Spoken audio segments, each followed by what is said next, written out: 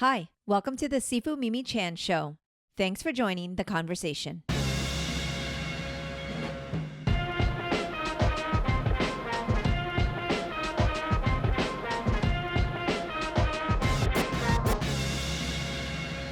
Hello, Michi. Thank you so much for joining me on the podcast today.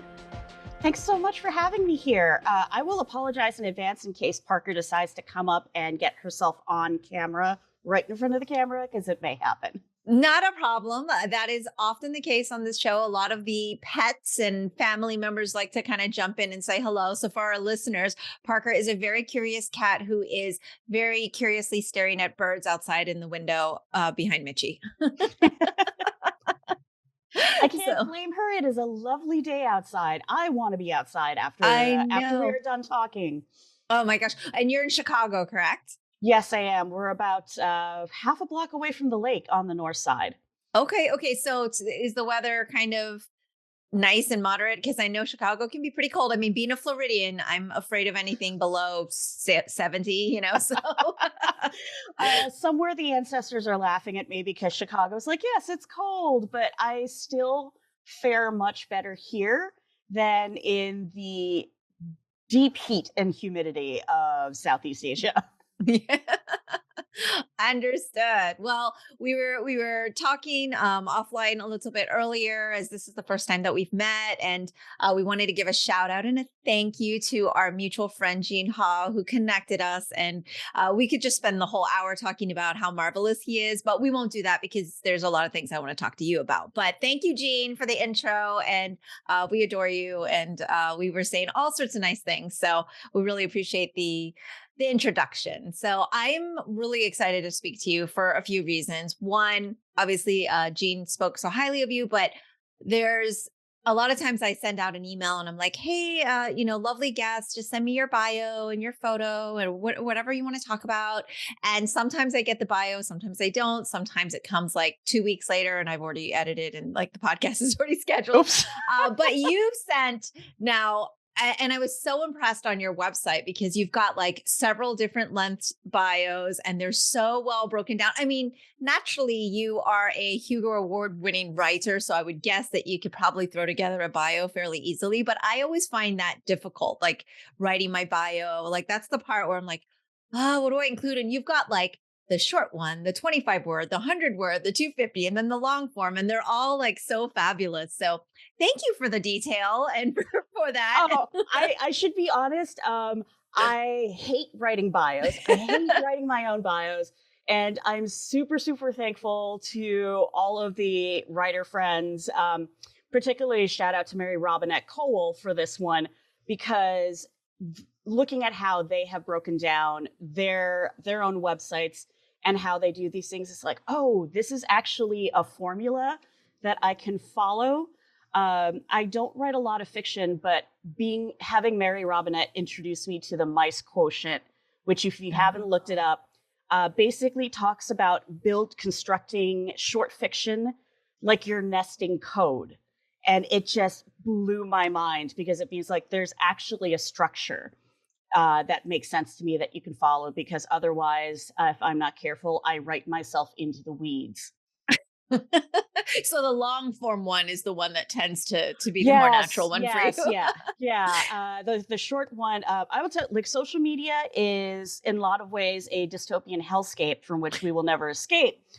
But Twitter actually was really good at training me into thinking about how to precisely say what I want to say, and to be really aware of the impact of language and framing choices. I see. That's perfect. And when you mentioned, did you just say dystopian hellscape? Was that the exact wording? Yes. Because I'm just listeners will know, I will now repeat this and steal that, because I'm always trying to say, oh, I'm not really great at social. I don't take to it for certain reasons, but I think that phrase does it all for me, because it's this like necessary evil. And so many of my guests and I kind of talk about this. Some of them love it and thrive. And I definitely see the good in it and how we can reach audiences and share things. But I just, it is not natural for me to partake No. in. And it's like a rabbit hole I don't want to go down. And yeah, so Oh, I'm gonna you're steal better that. off. You're absolutely better off. I would highly recommend reading Wired articles by Catherine Cross. Okay. She's a phenomenal culture critic, particularly focusing on digital culture, and Okay. she really gets into the deep nitty gritty of how the way that systems and algorithms are designed currently and who is in charge of designing them really affects the experience that we end up having, ergo Twitter and the Musk villain and all of that stuff we're dealing with right now. But Catherine Cross is great, and also Sadet Harry Okay. are two people I would highly recommend reading their work about digital culture. Excellent. I will do that. This is awesome. I already have a bunch of things that I need to read. I'm getting like homework, but it's good homework. Like I enjoy that because I'm always like, what's my next thing I need to kind of look into and be aware of, and just super psyched to do that. So thank you for those racks, and keep them coming throughout the conversation, by the way. Sure.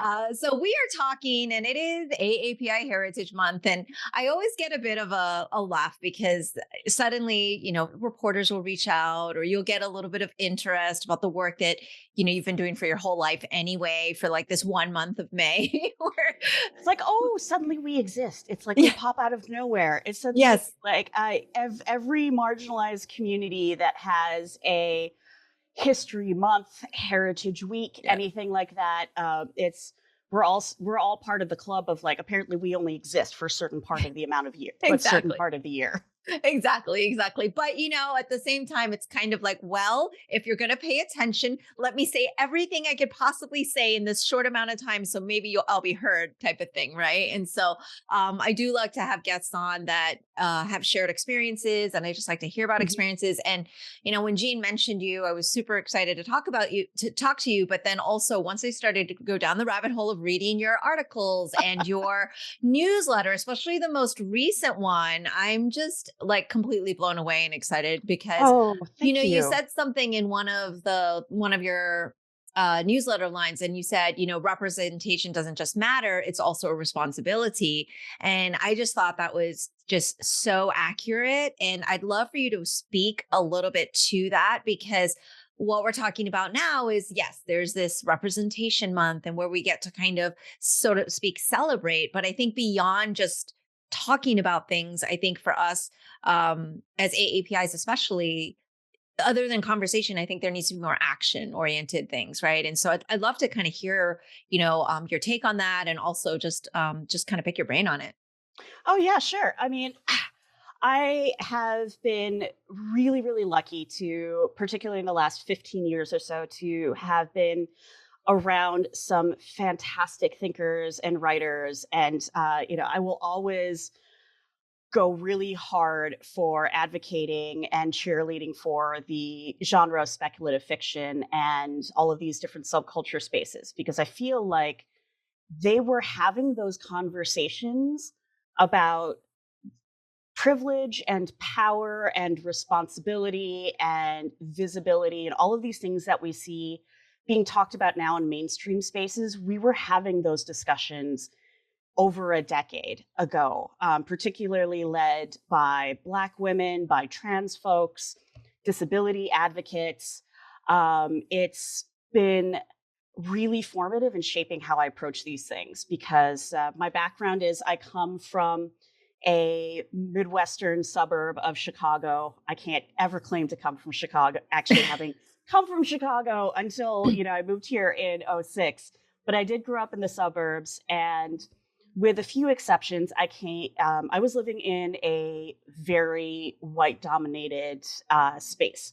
My neighborhood, the school that I went to, and I come from a Filipino family. I was born and raised here in the Midwest. My parents immigrated from the Philippines and became naturalized citizens. And it's very interesting going back and looking at the circumstances that allowed them to immigrate to the US and the way that immigration laws have been changed to either exclude or include Asian Americans, and how that timed with um, the way that our institutions have conveniently used us as a wedge against other marginalized groups when we should be working in solidarity with them.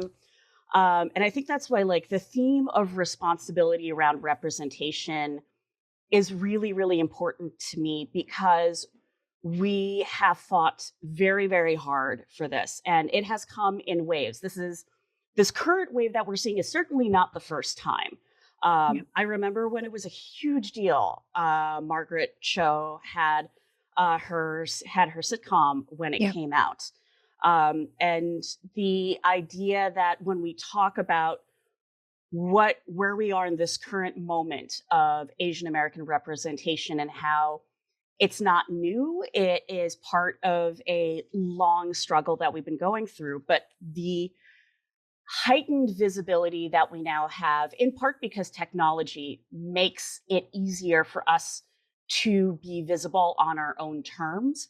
We don't necessarily have to go through the gatekeepers of traditional media, although that's still where the power is primarily centered, right? Mhm. And we still have to navigate those corridors of power and privilege. And what that means is that we need to push these conversations of representation beyond merely being visible. It's not just about who you see visibly on the page or on the screen. It's also about who is writing those characters, who we read about, who we see, who is opening the doors and bringing those writers in, bringing them into the writer's room, onto comic book titles, giving them publishing contracts, who is also ultimately benefiting from and making capital off of our labor. And what are we doing? Like, the most important question to me is, what are we doing when we achieve access to the power and influence that comes with being that visible representation? Yeah, also well said. And now you've been advocating for a really long time, and you've been kind of in this space where you are surrounded by peers, I think, that help, develop that conversation. When in your life did this suddenly become kind of a passion and something that you've clearly been driven to do? Was this just like Michi as a young child was always kind of go, go, go because you felt, you're in this neighborhood, you're like, I am here and I am the only one that looks like me? Oh, Or when Lord, no. or were you, Uh, because like me, I'll be honest, and I'm embarrassed about it now, but I like to share that narrative that I grew up in Orlando, Florida, very vanilla, very plain, very much so. Like maybe one other or two, like there was a Filipino person I knew, mhm. Catholic school. So there was bound to be one Filipino person in Catholic school, right? But yeah, it's generally speaking, you just do. You feel very much like, no, I want to fit in. I want to assimilate. I don't want to show my Asianness, right? As a young child, that's how I was. And very opposite now, but when did that kind of happen for you? Or if you don't mind sharing a little bit about that kind of childhood and where you kind of discovered, the path Sure. to where you are Ab- now. Absolutely. Like, I think it's important for all of us to own our origin stories, to use the nerd speak around this. But Yes. uh, my origin story is very similar to yours. I was very much that I'm the oldest, at least within my parents' marriage. My dad got around. We'll just say that. Tate was very popular with the ladies. Uh, and I when you were the oldest, particularly when you're the oldest girl child in a lot of Asian families, that comes with the expectation of a lot of responsibility. I had a kid brother who I had, told to think of as, he's not just your brother, he's your responsibility. I mean, like, I'm going to use this word a lot. My mother had multiple sclerosis, and it was the constant downward, Mm. aggressive form. There was no plateauing, no remission. So I was also pretty much expected to be like a mini adult Mhm. growing up. So it became very clear to me that the way to survive was for people to like you, to see you as useful, to see you as helpful, to be the one who was not making life difficult for you. So there were a lot of, I'm not ashamed of the skills I came out of this with, like knowing how to facilitate, knowing how to observe, and without even thinking about it, get a really good feel for who people are, what they need, how their needs can be met before they even ask. These are all very useful skills, but they are not a healthy way of operating when you are constantly on the hopper of feeling like, if I don't make people happy, if I'm not useful to them, then they're not going to want me. I'm going to be left vulnerable. Learning, being able to, one, recognize that and then unlearn it was not something that I really felt safe enough to dig, or even motivated really to dig into, until I was well into my 30s. And it's because I became involved in science fiction and fantasy fandom. Being a geek has always been a really big part of my identity. It's also been a way that I have maintained primarily a feeling of connection with my parents, both of whom passed when I was very young. My mom died before my 12th birthday, and my tate died before I graduated 8th grade when I was 14.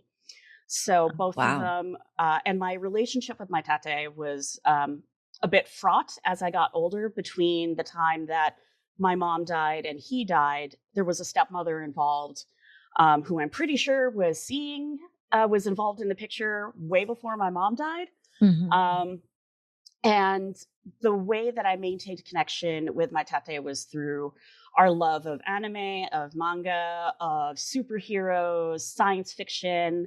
I think Return of the Jedi was the last movie that he ever took me to see, just the two of us. So I've imprinted very much on those things, and they are kind of a way that I try to understand.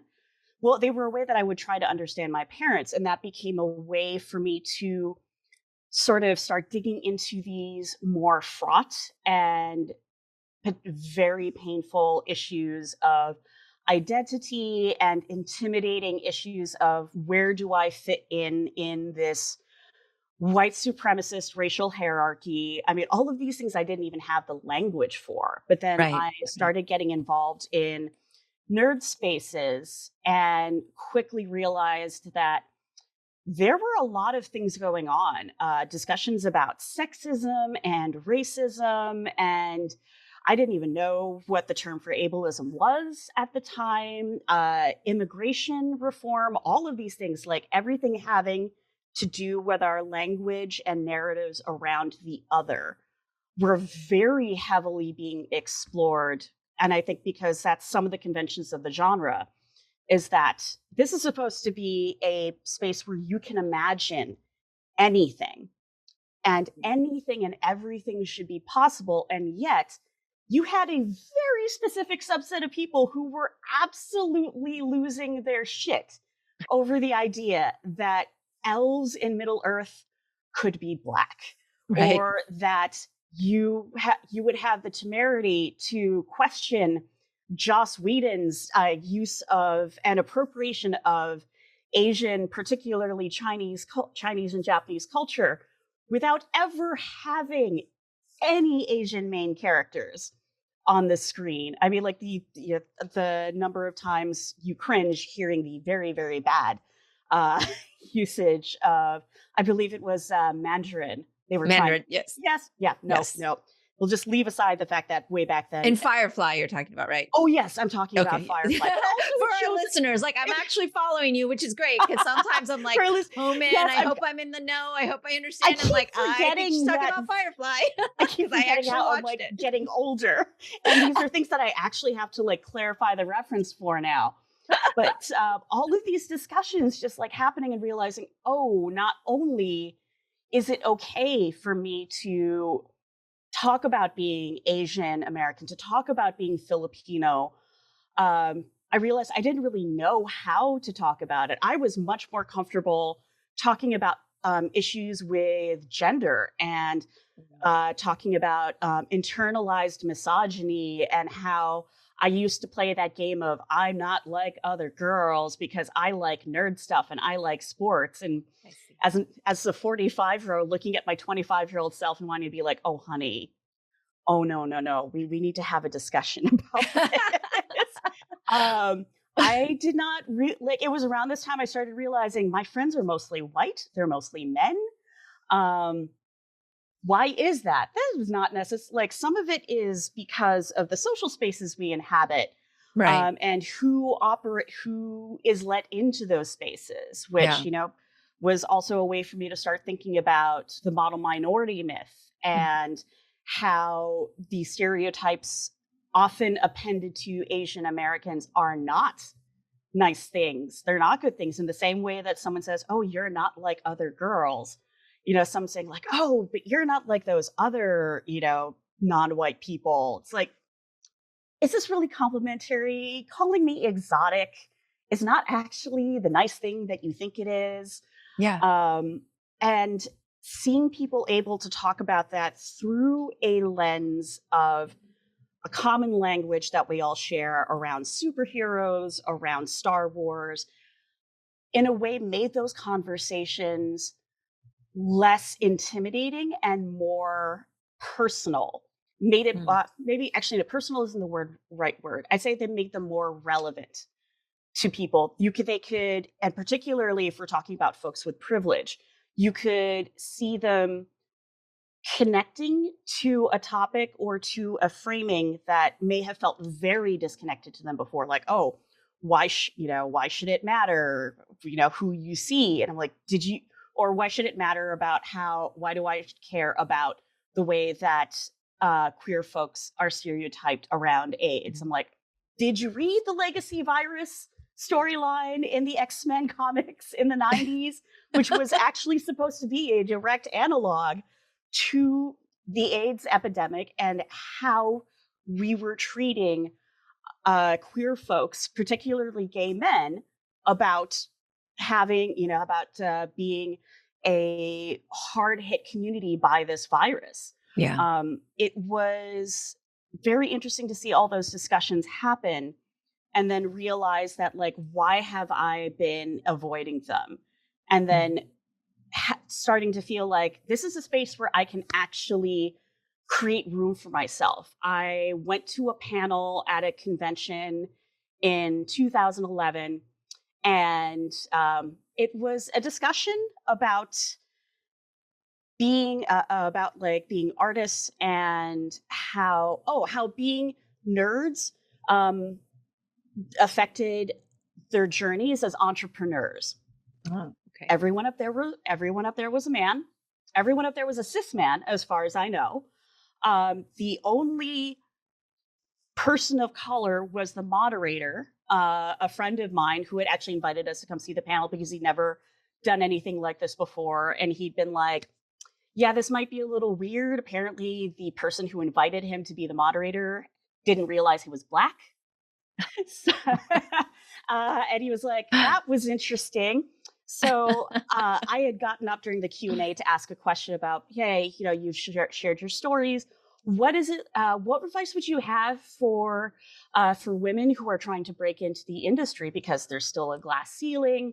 Yeah. And you think I would have made a very controversial topic claiming that the Earth was flat. Because so like, oh, I don't know what you mean. Graphic, there's so many women who are graphic designers. I'm like, how many of them are showrunners? Or like, well, if women would just bring the confidence that I see these cosplayers and conventions with them out into the real world, that would be so much easier. Things would be so much easier for them if they were more confident. And I'm just sitting here being like, I could see my friend as a moderator just kind of like going, oh God. He's like, I'm going to hear about this when we go to the bar afterwards. And my friends, like, I could see my husband being like, am I going to have to, pull her jacket before she rushes the stage? My girlfriends are sitting next to me and I can feel them all steaming. Yeah. And we're just like, yeah, no, that didn't answer my question at all. Thanks so much for your time. And afterward, there were women in the audience coming up to me and my friends and being like, thank you for asking, but for trying to ask, but none of this surprises us. We work in these industries. We were hoping to get some more insights as well. And my friends and I just looked at each other and were like, why can't we have this discussion? So we Mhm. started submitting panels and having discussions about being women and being of different marginalized groups Yeah. in these spaces. And right around this time is when Gamergate happened, and when um, the fake geek girl online furor happened, and suddenly it was like, oh yeah, women are only into this because it's popular now, or I never saw girls playing Dungeons and Dragons, and we're like, because they were all playing far away from you, my Right. friend. It's like, like a lot of my it's just, it's one of those, like, you suddenly see this happen and now you Mhm. cannot run from these conversations anymore. Yeah. And I could not run from what my identity meant to me and how I understood it, and how I utilized what privileges I had and what privileges I didn't have, and how I navigated that, and what that meant for me as a brown woman in America, and what that meant for my responsibilities as I started gaining more visibility within this, becoming managing editor of Uncanny and having that first Hugo Award. It was, I mean, I was very, very proud of that. But it had also been impressed upon me that when this happens, you're going to be much more visible. That means you're going to be more prone to attack, that people are going to be scrutinizing your words and your actions a lot more.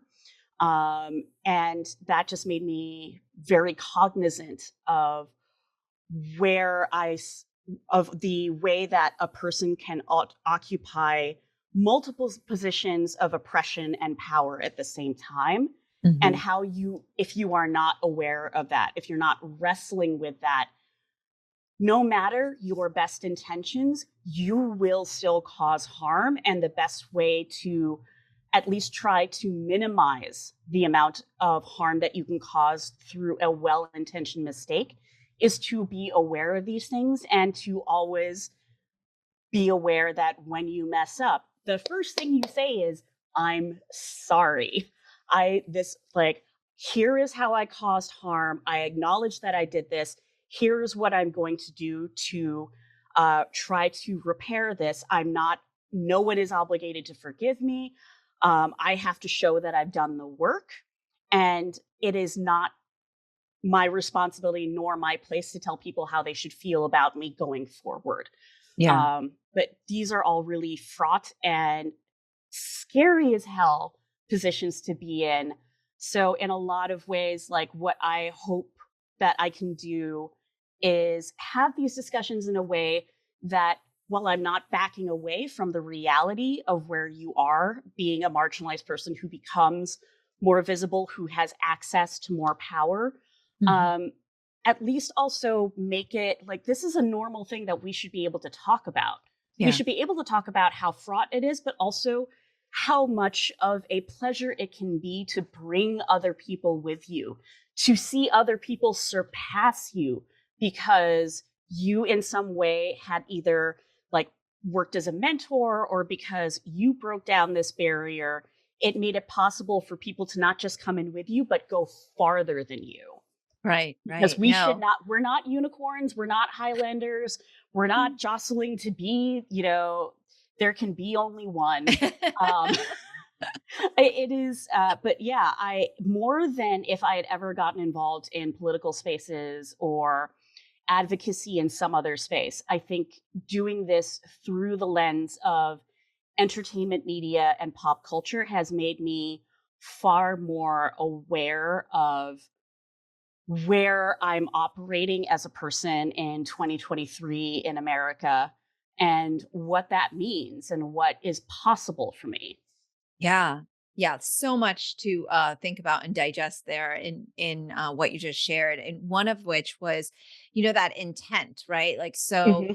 I think you maybe can speak to like experiences you've had where um I'm sure it's happened because I think every Asian American woman has probably had the same experience, where someone's thinks they're complimenting you on being exotic, or they think they're complimenting you on being the better minority or not so XYZ. And it's really insulting and it's really toxic and it's really damaging moving forward, not just to you, but to like others.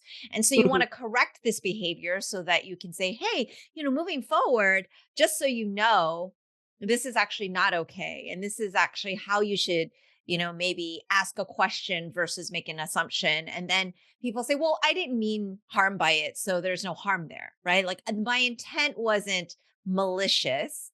So therefore, there's no harm. And I think I would love to hear your clarification so that I can also steal what you say and moving forward. Because writers always like have the right dialogue, the right vocabulary. And I'm just gonna, play this back, write it down, like quote unquote Michi, this. But it's like I've tried to have these conversations where I want to explain to, usually it is a white cis male. Let's just be very clear. I'm not saying it's always that, but I'm just saying there's a lot of assumptions a lot of times. And I want to kind of articulate that it is toxic, it is harmful. And even though you don't intend to be malicious or harmful, that it is, and here's why. Like, well, how do you normally kind of break that down? Because I find that they think I'm being sensitive or I'm being too much of a feminist, or because that word, of course, gets very scary for some people as well. But Ah, yes, because you when it know, comes down to it, everything is centered around making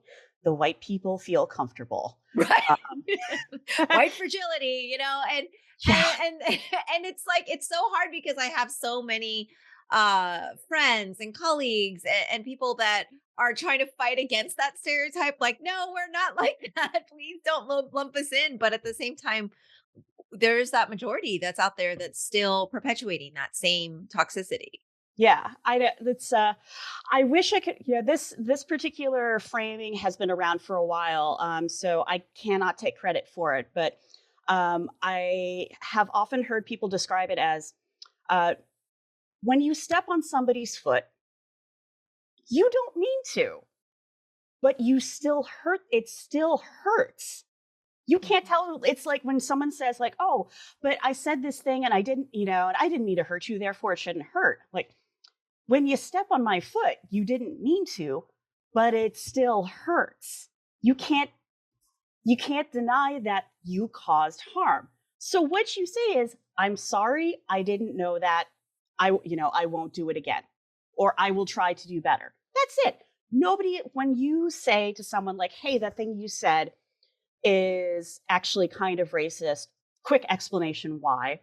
Um, the point, like what happens is it's like you're not telling the person that, "Oh, you're racist." It's the thing you said, but they react as if like, "Oh my God, now you're saying that I'm racist. Now I have to." And the I would love for people to be more cognizant of what happens in that moment. Then it becomes about protecting their ego instead of apologizing and rectifying the harm, which means not putting themselves first. And this is a natural reaction for everybody, right? Yeah. But you have to be like, look, if you accidentally bumped me and I said, "Oh, ow," you would turn around and say like, "Oh, I'm sorry, excuse me." It's the same thing. We're sitting in this toxic stew of oppressive, bigoted, prejudicial ideas. And it takes work to unlearn. And you can't unlearn sometimes until someone tells you exactly what is going on. So when people are acting as if they're the ones who have been harmed, even though they said something harmful, I mean, just as an intellectual thing, I find it very fascinating. It's like it is a you have never seen such a clear and rapid demonstration of what it means to protect one's ego. Yeah. Uh, and it's like we all do this. When someone says like, "Oh, you did this thing," it's like, "Oh no, but I didn't mean to. Don't think I'm a terrible person." I've done Right. this before. We've all done it. It's okay. You have to learn how to decenter yourself and also admit maybe you didn't know, but since you now know, you're making the choice to go forward, either somebody who is going to learn and do better, or you're going to prioritize your own self image as someone who is not racist and make it that other person's problem, even though you've already caused them harm. So, I mean, like the stepping on your foot is a good metaphor. My friend Marianne Mohanraj said this at a panel once, and I thought this was also a really delightful metaphor. Is like, look, if I had a booger on my face, I'd want you to tell me that I've got a booger on my face. You're doing me a service. You want me to Yeah. walk around with this thing stuck on the edge of my nose? No. When someone tells you that, hey, that thing you said Yeah. is kind of racist, or hey, you might want to rethink wearing that ethnic print if you're not part of that ethnicity. Um, it's the equivalent of telling somebody, hey, you got some parsley in your teeth, right? Yeah. Like, Yeah. they're telling you because they care. If I didn't care who you were, I would just be like, okay, that was a shitty thing to say, and then turn around and leave. And then you'd be Hmm. sitting there wondering, what did I do? Yeah. Yeah. I really would love for folks who are in a position of privilege, when someone tells them, "Hey, this thing that you did is hurtful. It is reinforcing an oppressive dynamic that I know you don't mean to." That the person telling them that 9 times out of 10 is showing trust. That Right. I Right. trust you are a person who wants to do the right thing. I don't think that you're racist or sexist or whatever because I'm telling you this. And when you react in the way that says like, "Oh, I'm more concerned about how I feel about myself than about being a good person, than about being a good friend," is that really the message that you want to send to other Yeah. people? Yeah. No, it makes complete sense. And it's interesting because usually even saying words like racist and privilege is like a red flag, and there's immediately a defensiveness. And I'm like, but why? Because this is just vocabulary, right? And so Mhm. you're right. It's very much egocentric. It's very much like what's Yeah. happening internally, and we can't really, therapy everyone around us. So No, unfortunately, we they're going to have can't. to do that on their own And I time. mean, like, I want to emphasize that it's like, yes, this happens on individual interactions, but it is Yes. a manifestation of a deeply, deeply rooted system, system of cultural norms and Yeah. narratives that prioritize above all else and the comfort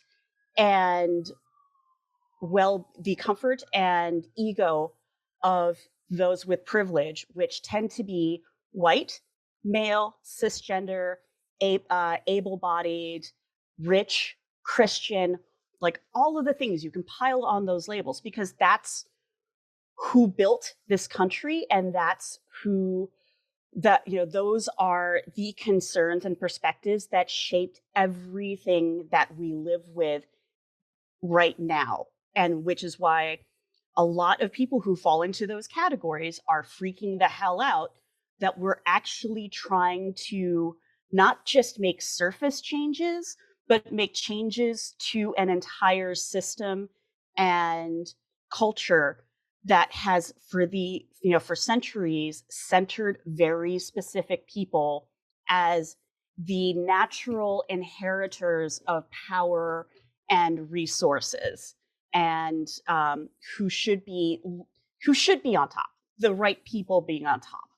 Yeah. Yeah. And another thing that I kind of took away from your Connecting the Dots newsletter, which by the way, everyone should sign up for. I mean, she did, Michi has said likely irregular, meaning like she's not committing to anything. There's no like, this is a daily or weekly thing. But what you do get is really great insight. And it was interesting because you mentioned the Black dwarves in Middle Earth and the people who are, transphobes, and also you mentioned actually AAPI history and K-12 curriculum, and how people wouldn't be throwing such a tantrum Mhm. about these things if it wasn't, If it didn't essential, if matter, it yeah, didn't yeah. matter, right?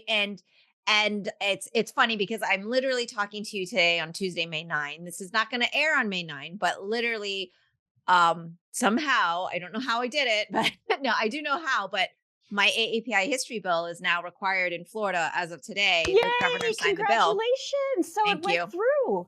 Yeah, it's done. Oh, that's It bill is fantastic. signed, done. We snuck it in there as an amendment, but yeah. So In it's something Florida. You in managed to do Florida. this in Florida. This That is is what a I'm huge accomplishment.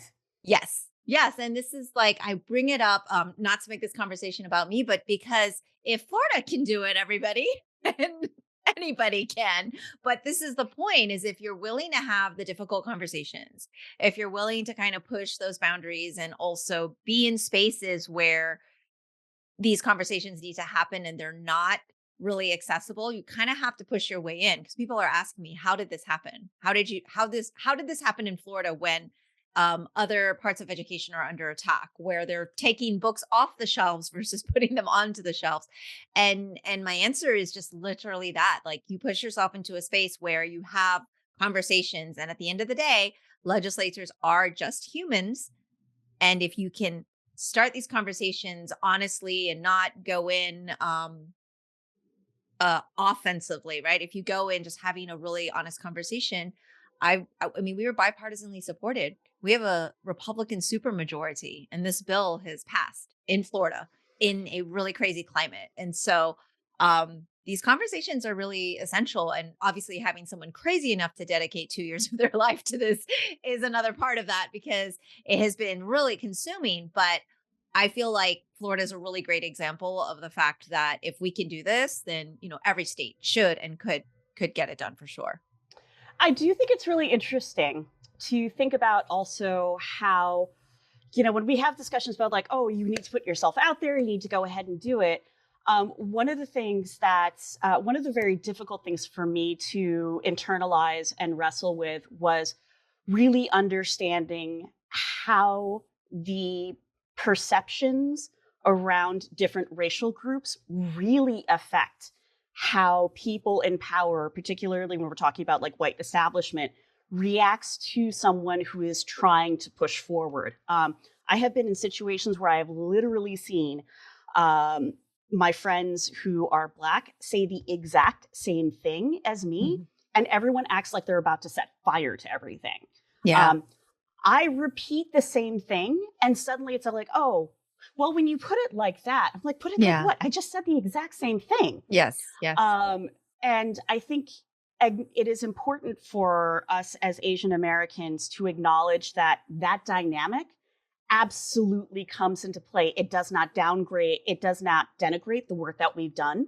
It does not mean that we didn't work as hard, but it does mean that we cannot then turn to other people, particularly Black folks, Latino folks, Indigenous people, and tell them, well, like, see, we did it. Why can't you do it? You just don't have to be so aggressive. You just don't have to, you just don't have to do this and this. It's like, nah, when you suddenly turn around and do that, you're not being an ally. You are upholding, you are like reinforcing all of these different oppressive structures and stereotypes.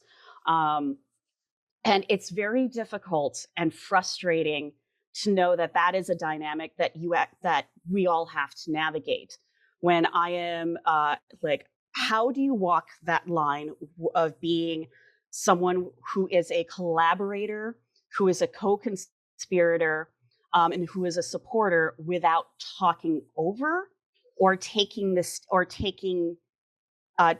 veering into a lane that is not yours, right? Like Hmm. learning that I did not have to be in every single conversation was definitely and is still a thing that I wrestle with. Like I have to actually make myself pause and social. And again, the speed of the internet, the speed at which we are constantly pressured to be the one breaking the story, to Yeah. be the first one to say something, is really, really bad for this. But I cannot stress enough how much my butt has been saved by hitting pause before I have waded into something and said something and be like, let me see what's going on here. There are probably deeper contexts that are going on. I want to be a helpful part of the discussion, not a hindrance, Right. which means, again, decentering the ego and saying, I may not be the best person to say something about this.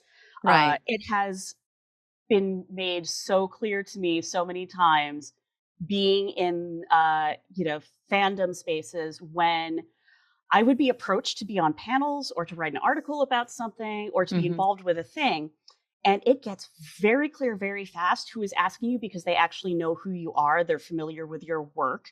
Right. And who is asking you because they want to tick off the box of I've got a brown woman on my panel. Or I've Right. got Right. a Right. brown woman who is talking about this. Because I have said multiple times, I enjoy listening to my gamer friends talk. I think the medium is fantastic. I'm not a gamer.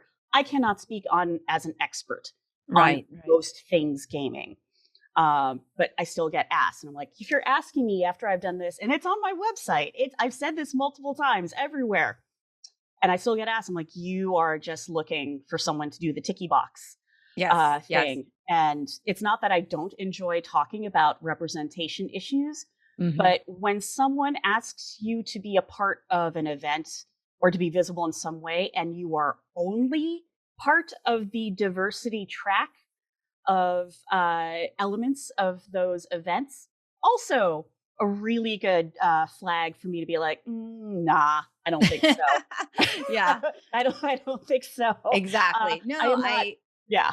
yeah, no, that definitely resonates. And that actually is interesting because that kind of leads into like even just like this whole journey that I've taken. Cause actually last year I had the exact same conversations and I got nowhere.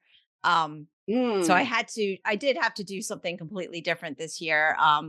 And had to show up a little bit more and all of these XYZ things. But what's been really challenging is all the things happening with the African American studies. And so we've been Yeah. also trying to ally and also to kind of align ourselves so that the people know that the I think one of the conversations that we had with a lot of the black and brown senators and legislators and people of color was that this is where we don't want to be pushed apart. We don't want the model minority myth to happen where, Hmm. okay, we're not asking for your history to be replaced. We are asking for inclusion, right? And so there's this dynamic where we had an opportunity, which was to ensure that now, like by including us, we can elevate you as well. Like we are Yeah. elevating one another. And like that was definitively an important conversation to have. And for our volunteers to know, like, this is very important because Florida is so under fire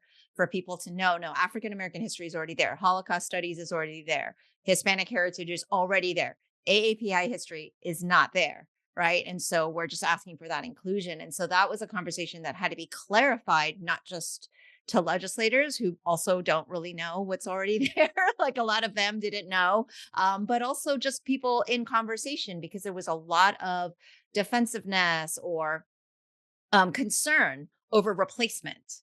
Right. And this is Yeah. the Yes. difference is that this is not about replacement, right? This is Yeah. about It's the, being alongside. it's Yeah. that, it's that false narrative that we are constantly given as marginalized communities that we're all fighting for the same slice of pie.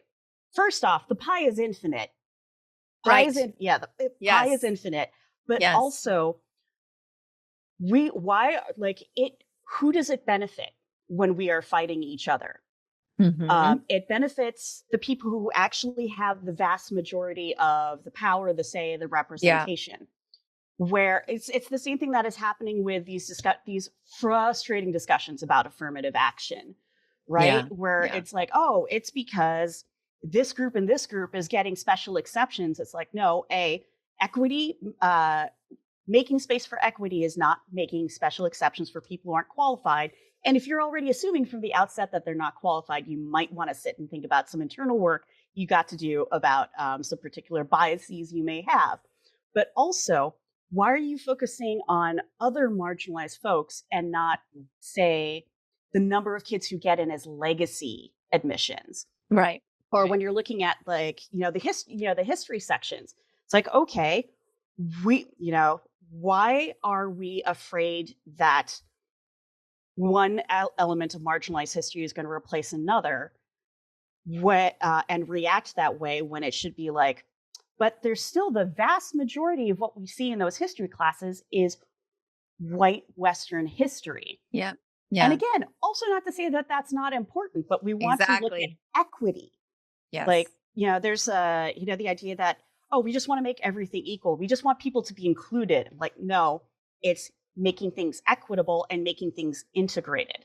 I think Yes. that those language choices, I think, they're very specific, Yeah. right? Yeah. You're not talking about just like, oh, everybody equal means we can just ignore how there were inequalities Hmm. before and how those inequities are now codified. Yeah. Right? Yeah. Yeah. It's the Star Trek problem. I love Star Trek, but I Yes. also can see how they went like, well, humanity was terrible. There were some wars, but now look at this bright utopian future we Yeah. have. We're just not going to talk Utopia. about how we got there, um, There was because no genocide there or was no like, genocide. yeah. We're not going to talk about how imperialist the first, like the shoot, I'm so going to get ripped for this. My brain has just started. No, we're not going to talk about how imperialist the prime directive is. Right? We're just going to, everything's fine. We're just going to skip over all the messy stuff. Yeah. But yeah, I mean, like, it's that kind of thing. Like, we're in the really messy part of all of this. Yes. Right. And Oh, yes. I just saw a thread on Twitter where somebody was talking about how really the civil rights era was not long ago. It really wasn't. No. Um, And there's still work to be done that we there's need still to so keep much work to be elevating. done. Yeah, which is why I really want, listeners and everyone knowing like every little thing you do adds up, and this, all the history needs to be in every state, and it's kind of frustrating that we actually have to get that written into law for it to happen, or to be a, like, Yeah. should just be like we get to learn history. And when you speak to people from other countries and you hear about the history they get to learn about, it's so radically different. Right. I have a friend in South Africa, and he's like, well, we have to learn about other histories as well Oh around yeah, the there's that world. one And then unit you of world get, history squished and into like then three I was like, oh, months. right. And it's like, you all in America have a very narrow lens. It's very, it's very egocentric. Like this is what it is. So, but it is very exciting to have Yeah. a very small step of progress, in which I hope, because of our progress, other states will say, okay, if Florida can do this one small thing, then we can keep moving. Everybody can keep moving the needle. We can keep moving the needle forward. And definitively, I agree. Like, I think it's understanding what equity is, understanding that isn't one pie, and that taking away one piece. That's a really great analogy, because I think that's where we have to have clear conversations. Otherwise people do get confused, or they're not sure what's happening. And we want to be able to articulate like how important this is and why, but that there should be solidarity, and that we are actually elevating each other, you know. And also So that solidarity is not a new it's not a new thing. Like right. the whole umbrella of Asian Well, American Pacific Islander identity came out of um, learning from the Black Power movement, yeah. Yeah. learning from what the Chicano studies Hmm. protesters were doing in California. I mean, Asian American activism and collaboration with other marginalized groups has always been a part of our fabric, has always been a part of our Yeah. history in so many ways. And, it's real. I really want people to think about who benefits from that history being elided, erased, Hmm. ignored, Yeah. and leaving, and what it means, who benefits from the fact that there are successive generations that have to relearn these things, and Yeah. who learn them most of the time after they're out of school, when they are pulled between the responsibilities of being a self-sufficient adult, of having a family, of being a good community member, of having to survive in this capitalist dystopia where like we have to make money and Yeah. make make choices that are not otherwise what we would like to make ethically in order Yeah. to survive, right? Like Yeah. it's very important we think about, and this is one of the things I loved about working in journalism for a few years and learning about movement journalism and solutions journalism, is looking for who benefits, who is who is left out, and think about who your work is, whose perspective your work is centering. Yeah. Yeah. Okay, there's like 2 or 3 things I want to quickly touch on, and Absolutely. we're definitely going to have to you're Oh going to yeah. have to promise to speak to me again, because there's so many Oh things I want sure. to I talk thought to you you were about. saying we're gonna have to edit this down, but absolutely, I'm happy Oh, to. no, not at all. I mean, I could actually keep going. It's not like I have a rule and my podcast has to end, but I want to be mindful of your time. One is I would love to hear more about the flow and fire artist side of your life, because as a martial artist, the movement really resonates. And I know that you perform every other Friday or something. Can you share a little bit about that and how Oh you got into sure. that? And I'd love for our listeners to know, especially anybody in the Chicago area, to make sure they come out and cheer for you. Okay, so shout out to my friend Sasha, who I have known since my baby days as a 20 something in Boston, and who got me started on this path. She gifted me a pair of her practice poi, and poi are a set of tools that it's a weight on one end connected by some string or a cord, and then you hold the handles in the other, and you're swinging them around. You're using momentum to keep them going. You can create all sorts of geometric patterns. It originates from the indigenous people of New Zealand, from the Maori, and at some point, there is definitely there is very likely an appropriative history here, but it has gone from taking that initial tool and blending it with the traditional fire knife dancing of the native Hawaiians. And it has become something that is completely new. I'm very clear about when I perform. I am not doing I am not in any way representing the Maori art form or Native Hawaiian art forms. This is something that is very different. But I started out with poi, with flow poi, and then when I moved to Chicago, turns out there is a huge circus performance community here in Chicago. Wow. There is a large community of Burning Man folks and fire performers. Okay. And when I moved here in 06, a couple of years after, I just randomly stumbled onto the community and found out that they were doing monthly gatherings up on the north side near where I live, by the lakefront, called the Full Moon Jam. And people were getting together, and they were exploring the creation of this system of, when you have performers who come in, everyone who they perform, and then they take over for their safety spotter.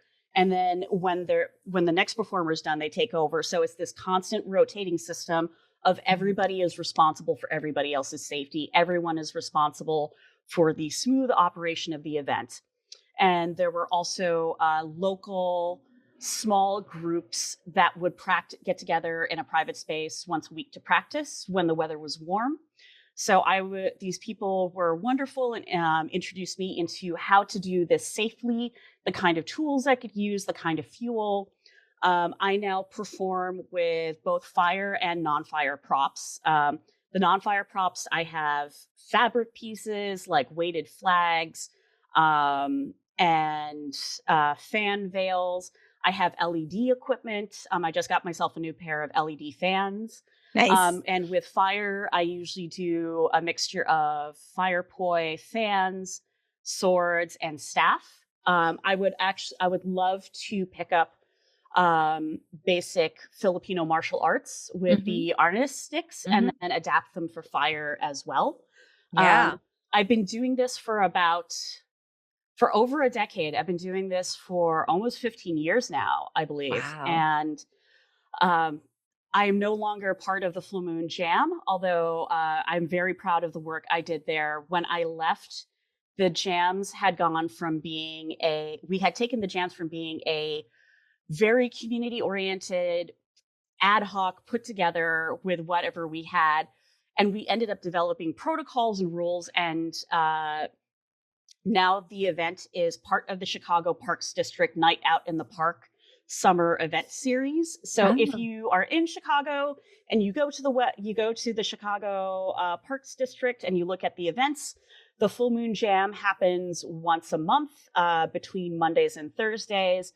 Up on the north side, it's completely free to the public. You Oh, bring a fun. picnic blanket, you sit down, no alcohol, no other substances, and you just make sure you take out the trash that you brought in with you. You want to Right. leave the park in as good or better condition than when you found it. I also perform with a troupe. We're called Rax Geek. We also sometimes perform under Rax Inferno. Rex Inferno is just the standard. We are in standard costumes for belly dance, flow performance, acrobatics. Primarily like people who can perform on a stage and don't need like a giant rig.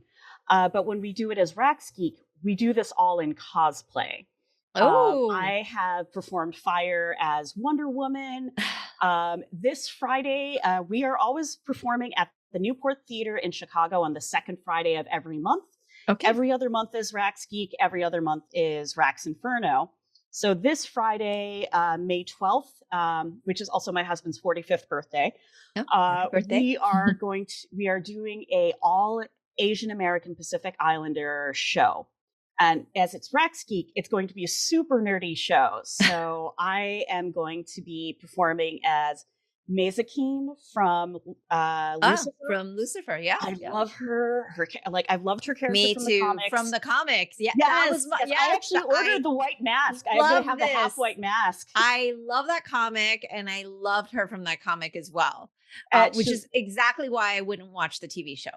you Because know as what? soon as that started and Mazikeen came out, I'm like, what? No, it was too weird for me. It was too It's not- disconnected. If you understand that the Lucifer TV show is not the comic, it becomes its own special ride. Yeah, I couldn't do it. Yeah, I totally get it. It's not for everybody. I avoided it for a while, and then somebody was like, hey, the queer representation in the show is actually really good. Yeah. And like if you realize that it's not, yes, you just and then like, disconnect from it completely. Mazakeen is a delightful ball of hormones and anger in that show, and I love her. The actress playing her is just so fantastic. And then I'm also going to be performing as Wave, who it was the first Filipina Marvel superhero. It was co-created by Greg Pak and Alyssa Wong. Alyssa Wong is also a writer. Both Alyssa Wong and Greg Pak cannot stand their stuff enough. Please go out and read everything you can get your hands on. So I will be performing those, not with fire since we are on an indoor stage, but it'll be a fun time. Everybody is going to be doing their own interpretation of something. The performers are amazing. I love the fact that I get to perform with a group that is majority Asian American and also majority queer. We have one of our long-standing troupe members is Kamra. He's a trans male belly dancer. He's amazing. He does stuff that just blows my mind all the time, especially when he does things from Silent Hill, which when you can do belly dance that is both fascinating to watch, but also freaky as hell. That is something that I'm like, I could not make this work. Kamra makes it work somehow. Those are two places Lots of fun. To find me. I was just at a convention in Indiana this last weekend. We performed Fire, but then we also the next day did a tutorial for people to, if they wanted to understand how fire performance works. Right. Gave them the rundown of these are the safety practices. Here are the resources that you need if you want to learn for yourself and how to do it safely. And then for people who wanted to try small props on fire and were dressed appropriately, natural fibers, no synthetics, we walked them through how to do it safely. And I gotta say, this is an art form that I love sharing with other people, and particular folks who are like, but it's fire, isn't it scary? I could never do anything like that. It's like, you don't have to, but if we can help demystify it, if we can make it comfortable for you, you're welcome to do so. And then have people pick up that prop, whether it's small torches for fire eating, or someone who wants to try a staff or fans. And the minute they light the tool on fire and they start moving and they're like, oh my God. I'm like, every time I'm like, how does it feel? They're like, this makes me feel powerful. This makes me feel like I'm moving in a way I never thought I could move. I'm doing something that I never thought I would try doing. The writer Mickey Kendall, who has been a fantastic friend and mentor for me with writing, particularly in understanding these and how pop culture and politics and identity and all of it works together. I had the pleasure of teaching her how to fire spin, and now she's like, I had no idea that this something was missing from my life, and Yeah. now it is Yeah. something that she loves doing. It brings her so much joy, and when Yeah. I see other people pick that up and make it their own and take it on their own journey, like it's one of the things that makes me so happy. And I thank Sasha for bringing that into my life so that I could pass that forward for other people. Yeah, no, it sounds very empowering and fun. Who doesn't want to play with fire? I don't know. I As feel long like as you everyone's do like, it yes, safely. of course. No, I understand because I mean, we don't let anyone touch like martial art weapons for like Oh God, yeah. years. So we don't just let them go out and enjoy. So yeah, safety is always number one, obviously, but it's still very, very cool. And I hope I get to see it someday live and everything. Oscar, my husband and I, we love Chicago because we like to eat. And Yeah, yeah. that'll have to be its own podcast because I know that I read your Oh, let me talk about the bio. Filipino I restaurants was like, in I read your Chicago. bio, so we can't even talk about food on this one. But I did want to mention before we log off the Filipino Young Leaders Program. Mhm. Because I actually looked at the list and Agnes Lopez Oh, actually do was a you part know of Agnes? she was a part of Make Us Visible Florida last year and was really Oh, helpful in getting fantastic. our she was with the Jacksonville task force. This year she went to the Philippines. I think she was Yeah, working on she a was in there. doc. She was in the program with me, and she was talking about, she wants to buy property and create a place for diaspora Filipinos to come to the Philippines, and instead of doing the touristy thing, like actually Yeah, talk to the people in the communities I and love it. really learn Yeah, things like hands-on as community members, not as tourists, not in this right. voyeuristic exploitive sense, right? Right. Like Yeah. Agnes is Actually so understand the culture. smart. So yes, I got a chance to when I saw that I go, "Oh, my goodness, the degrees of separation or whatever they're called is like it's all lining up because she was really helpful last year in our mission and kind of working with the team. She got Jacksonville together and then this year we Mhm. had some other folks from Jacksonville who kind of helped carry that on and now we are where we are with it. And so yeah, Make Us Visible Florida is really grateful for that. But I was like, oh, there's a connectivity there. This is exciting. And so you've been working with that organization as well. I can see you keep very busy. I try to. I mean, like being admitted to that program, because it wasn't a sure thing. I found out about it, I think, 2 weeks before the deadline for Oh, okay. application. I was like, oh my God, I got to do this. I got to get it in before I was going on a trip to Mexico for like a decompression trip with Okay. two of my best girlfriends. And it was such a life-changing experience. I Mm, had not been back to the Philippines since I was 13. okay. So I went for the first time as an adult at 44 as Mm. part of this program. I think having the first week I was there in the program be structured and be with a group of peers who were, we were ranging everywhere from 25 to 45. Um, with very different experiences of what it meant to be Filipino American. Having that structure, I think, made it less intimidating for me. Mm. It was definitely one of the most emotionally challenging experiences I've ever Oh, had. wow. I think that are when you are confronted with this very dichotomous reality of I grew up in the States with a lot of these advantages and and access to a lot of things that people in the Philippines don't have. I'm very grateful for that. And I understand, that this is not something everyone has access to. But then you go to the Philippines and you see directly the consequences of the theft of resources, of labor, of talent, because brain drain and labor is very much a thing that Filipinos are dealing with. And also just, the resources, not just from Spanish colonialism, but also American imperialism, that America is still trying to continue in many ways. Now, Yeah. it is a very hard thing to confront how you have both been harmed by and benefited from Right. this imperialist extraction. And what does that mean for your responsibility as a member of the diaspora? And also, how do you balance, there's no way I don't think you can ever fully heal from, but how do you reconcile the trauma of being cut off from your ancestral and cultural history and being judged for not knowing a lot of that history much of the time, but also being proud of being Filipino American and understanding like those are two distinct things, being Filipino and being Filipino American. Because I have definitely been subjected to the game of, and I'm sure like for all Asian Americans, we play the game of, are you Asian enough? And then in this sense, it was, very, much more focused into the, are you Filipino enough? Because I grew up at a time, and my parents died at a point before the internet existed, before the internet with public access to it existed.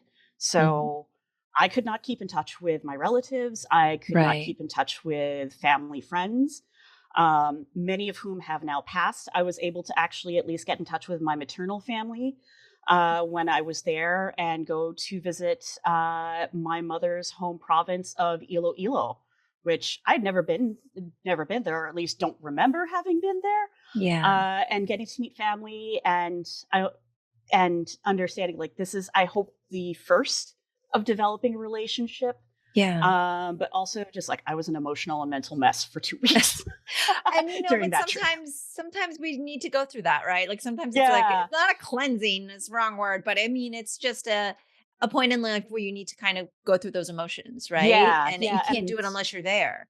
And the program, the program, the folks there were very supportive. I am volunteering with them now because I want other people to have this opportunity because it is expensive to get there. Also, that 14-hour flight from LA to Manila is no joke when you're doing it in coach in a middle seat. Oh my gosh. But I mean, like, I can't complain. There were a lot of aunties and who were definitely like, I'm like, complain that. Like, this is not the first time you've done this flight.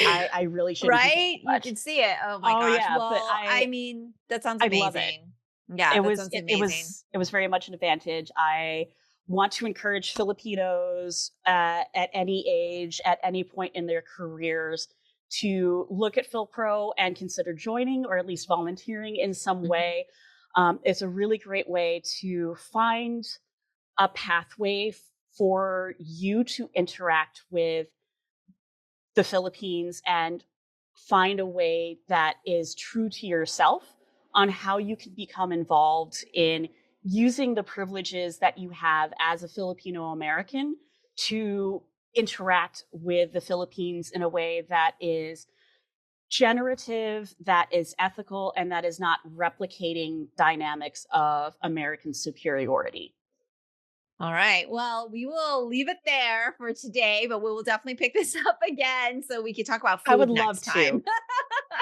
Because I also love food, and yes, I would really love to pick your brain about Chicago food, but just in general, ask me like about culture food and world building in science fiction and fantasy. Yes, I would actually love thoughts. to. Yes, I would. I would love to hear more all about it. So just hang on real tight. Thank you so much, Michi, for the conversation today. I really appreciate it. It's been lovely getting to know you. Thank you so much for having me on, Mimi. And thank you, Jean, for suggesting me. This was fantastic. That's all for today's episode. Thanks for listening to the Sifu Mimi Chan Show. Please subscribe and rate my podcast on your platform of choice and leave a review. You can become a patron of the show at patreon.com/Sifu Mimi Chan to help keep this podcast going. Follow me and interact on social media at Sifu Mimi Chan on Instagram, Twitter, or Facebook.